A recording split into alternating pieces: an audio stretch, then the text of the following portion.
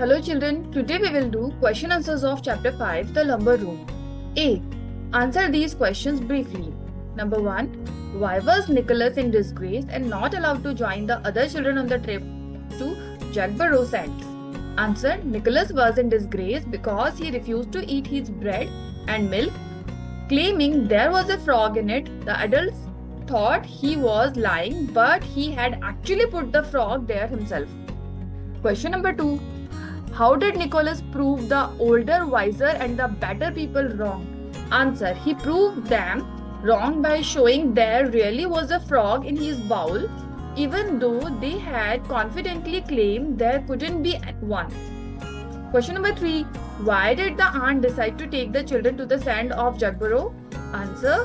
She wanted to punish Nicholas by showing him what he was missing out on and make the trip seems like a fun treat he was excluded from due to his bad behavior. Question number 4.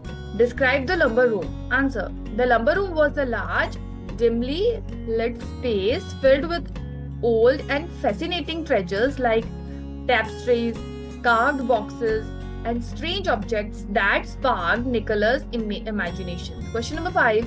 What objects caught Nicholas' attention in the lumber room and why were they of particular interest to him? Answer. He was interested in the tapestry, candlesticks shaped like snakes, and duck-shaped teapot and brass figurines. They fascinated him because they were unusual and let his imagination run wild. Question number 6. How did Nicholas interpret the scene depicted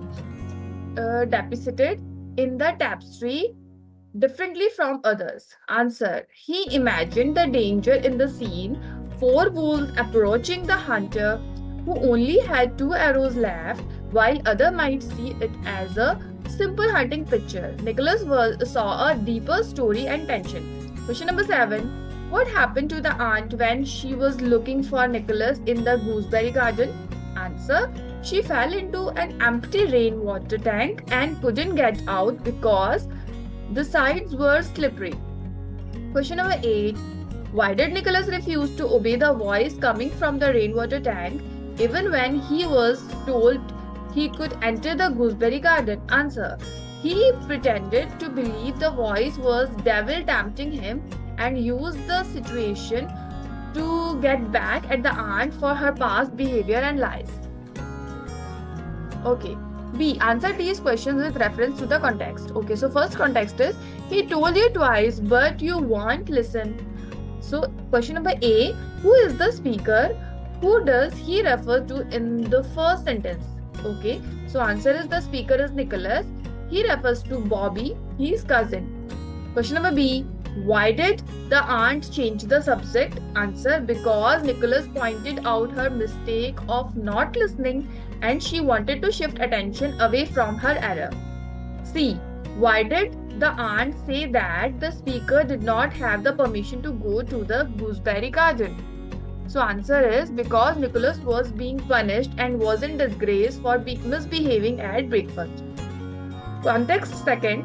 Presently the angry repetitions of Nicholas' name. A. Who shrieked and cried out for help? So answer is the aunt shrieked and called for help. B. Why did the person shrink? Answer. Because she had fallen into the rainwater tank and couldn't get out. C. Why does the author use the word crabbed to describe how Nicholas came out of the room?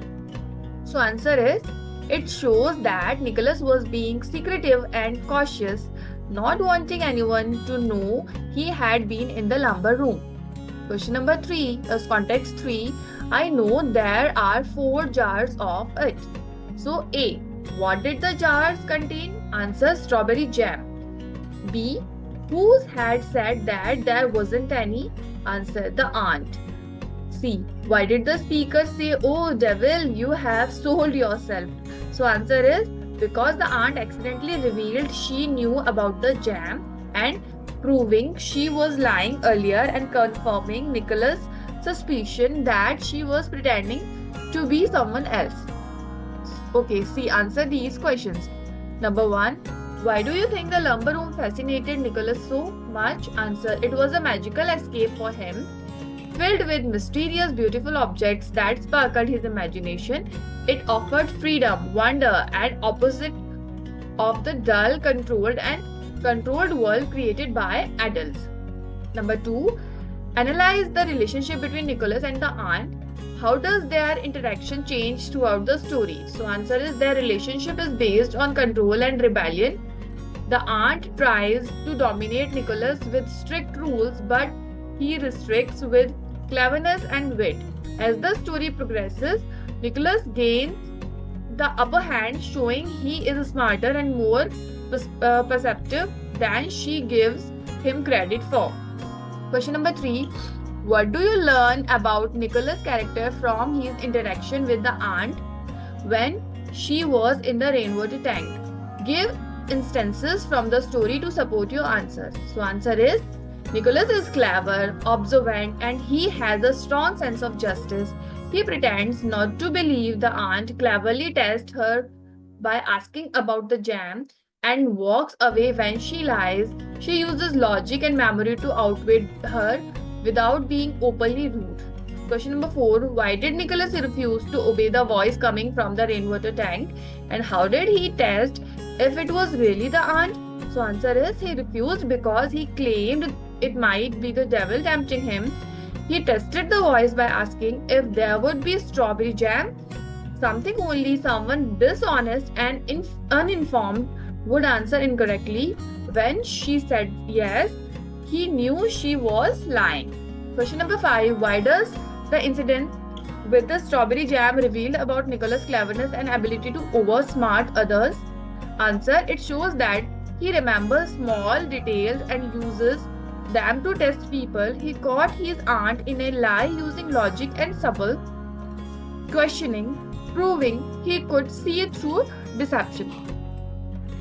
Question number 6. How does the story explore themes of disobedience, curiosity, and the struggle between adult authority and children? Answer. Nicholas' disobedience is portrayed as justified and even heroic. His curiosity leads him to discover beauty and truth, while the adult's authority is shown as flawed, hypocritical, and unjust. The story suggests that adults don't always deserve obedience. Question number 7. What emotions and thoughts might have gone through Nicholas' mind and as he contemplated the fate of the huntsman and wolves while having tea with his family? Answer. He may have felt a mix of excitement and satisfaction, imagining the tension in the tapestry while also feeling proud of outsmarting his aunt, and the dullness of tea time contrasts with the vivid, adventurous world he had discovered, making him feel secretly triumphant. Question number 8. What did Nicholas consider might happen to the huntsman in the framed tapestry, and why did he think the man and his dogs were in the tight corner? So answer. Nicholas imagined that huntsman might be attacked by 4 wolves galloping towards him from the woods. He believed the man and his dogs were in a tight corner because the man had only 2 arrows left and he might miss. The scene suggests a dangerous situation with possibly more wolves hiding behind the trees, creating a scene of suspense and danger. Question number 10. Describe the atmosphere during tea that evening and the contrasting reaction of Nicholas and the aunt. Answer. The atmosphere at tea was tense and silent. The aunt maintained a frozen muteness, feeling embarrassed and humiliated by her fall into the rainwater tank. In contrast, Nicholas was calm and quietly triumphant, having outwitted his aunt and enjoyed his secret adventure in the lumber room. The silence highlighted the aunt's defeat and Nicholas's silent victory. Okay, so question number 11. How would you describe Nicholas' character based on his action and attitude in the story? So, Nicholas is intelligent, imaginative, and independent. He is quick-witted and observant, often catching the aunt in her lies or mistakes. He shows a strong sense of justice and refuses to blindly follow unfair authority. Despite being a child, he demonstrates mature thinking and a playful sense of humor, using creativity and cleverness to navigate the adult world and on his own terms. Okay, children, that's all for now. Thank you. Thank you so much. Bye bye.